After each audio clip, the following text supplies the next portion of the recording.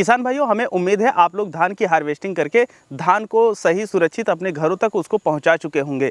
पर आपकी जो अगली फसल की अब तैयारी है वो है गेहूं की खेती को लेकर के, कि गेहूं की खेती के लिए खेत की जो तैयारी है कैसे करें। और सबसे जो इम्पोर्टेंट चीज़ आती है कि अपने गेहूं के खेत में अब की बार कौन सी खाद डालें जिससे जो आपका गेहूं है बगल वाले से नंबर 1 का हो और आपके गेहूं में ज़्यादा कल्ले निकले, पौधे हरे भरे रहें, पौधों में पीलापन ना आने पाए और जो आपका उत्पादन है ज़्यादा हो। गेहूं के जो दाने होते हैं यह पूरी तरीके से मोटे रहें, पतले ना रहें। तो आज की इस वीडियो में हम आप लोगों को बताने वाले हैं कि आप लोगों को जब गेहूं की खेती करने जा रहे हैं तब कौन सी खाद पहली बुआई के समय डालनी चाहिए जिससे जो आपकी गेहूं की फसल है वह इन सब बताए गए गुणों से परिपूर्ण हो।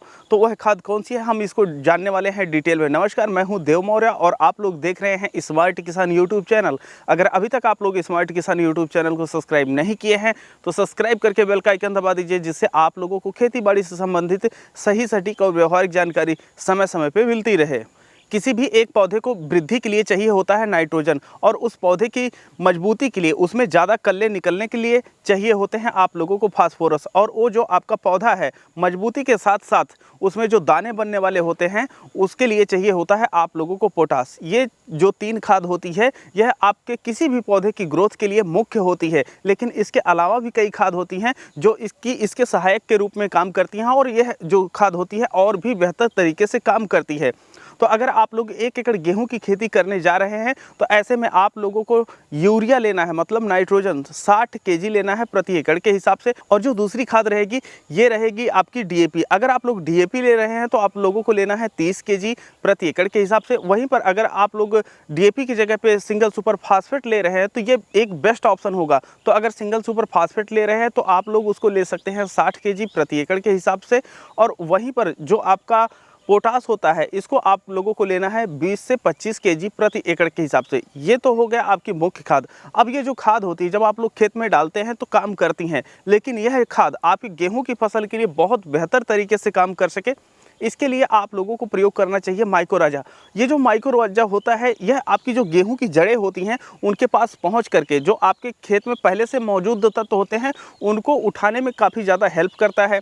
और जो दूसरी खाद है हमारी जो सहायक के रूप में है वह है आपकी ह्यूमिक एसिड। और जो ह्यूमिक एसिड होती है यह आपके गेहूं में जड़ों की संख्या बहुत ज़्यादा बढ़ा देती है, जिसकी वजह से जो आपके गेहूं होते हैं उसमें ज़्यादा कल्ले निकलते हैं। अब जब ज़्यादा कल्ले निकलेंगे तो उसमें जो बालियां होती हैं ये भी ज़्यादा निकलती हैं। और तीसरी सहायक जो खाद है यह है सीवीड। जैसे आप लोग मार्केट में नाम सुने होंगे जाइम वगैरह का, तो ये जो जाइम वगैरह आते हैं इसमें सीवीड रहती है जो समुद्री शैवाल से बनी हुई खाद रहती है। तो यह क्या करती है, यह कुछ डीएपी जैसा प्रतिरूप देती है आपकी फसल को। तो इसमें होता यह है कि जब आप लोग इसका प्रयोग करते हैं तो जो आपकी फसल होती है यह बहुत ज़्यादा कल्ले निकालती है, जड़ों का विकास करती है, और जो आपके ज़मीन में पोषक तत्व होते हैं उसको उठा करके आपके पौधों को प्रदान करती है।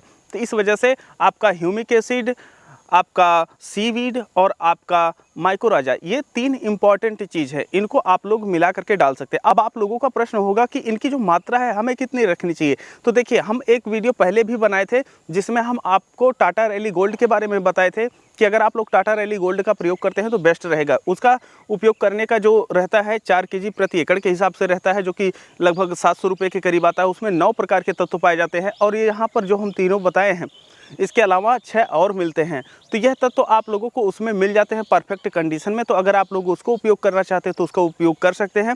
अगर आप सिंगल यूज करना चाहते हैं तो आप लोग माइक्रोराजा 3 केजी ले सकते हैं। जो आपका सीवीड आता है इसको 4 केजी ले लीजिएगा। जो आपका ह्यूमिक एसिड आता है यह 500 ग्राम प्रति एकड़ के हिसाब से रहेगा। इन सबको मिक्स कर दीजिए, और जब आप लोग जुताई करके खेत तैयार कर दिए होते हैं गेहूं की बीज डालते हैं, और गेहूं की बीज डालने के बाद आप लोग ये जो फर्टिलाइज़र यहाँ पर हम बताए हैं इसको आप लोग डाल दीजिएगा।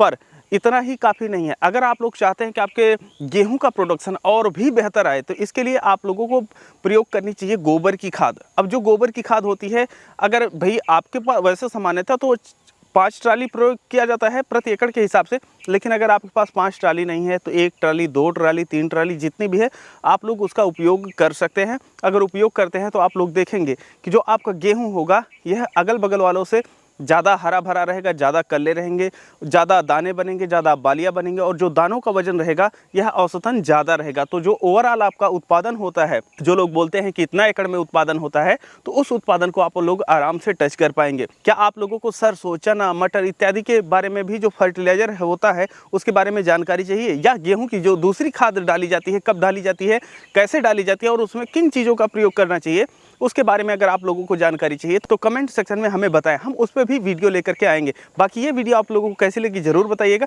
बाकी इस चैनल को सब्सक्राइब कर लीजिए, यहाँ पर खेती बाड़ी से संबंधित आप लोगों को लेटेस्ट जानकारियाँ समय समय पर मिलती रहती है। मिलते हैं आप लोगों से एक नए वीडियो में, तब तक के लिए चलते हैं। जय जवान जय किसान।